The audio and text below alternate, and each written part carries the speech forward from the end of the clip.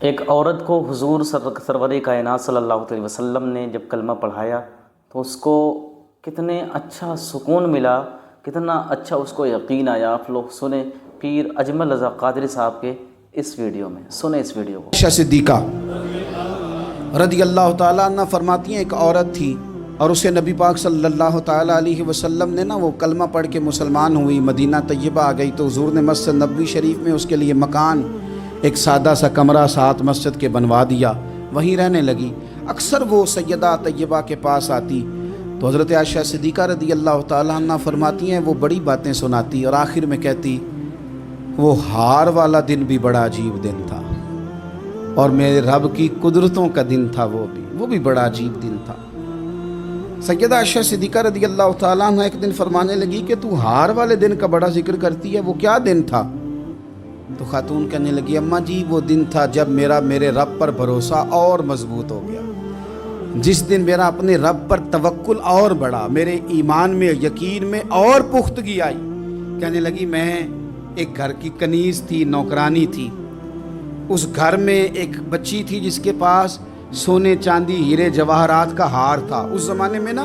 چمڑے کے اوپر لوگ ہیرے جواہرات لگاتے تھے، کئی دفعہ سرخ رنگ کے چمڑے پہ لگائے جاتے تھے، وہ بچی پہنتی تھی تو کہتی ہوں بچی کے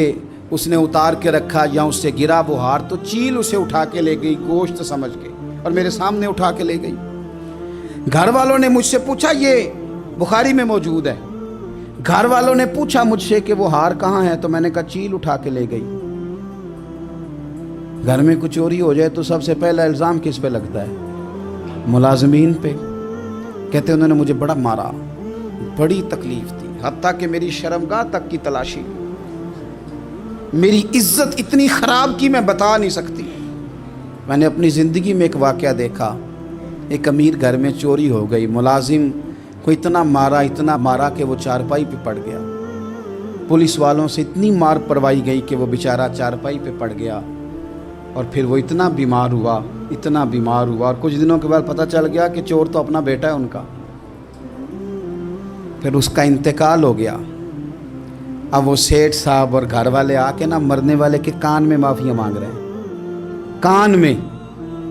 تو میں نے ان سے پھر کہا تھا کہ یہ تو اب چلا گیا ہے، تمہارا زور چلتا تھا نا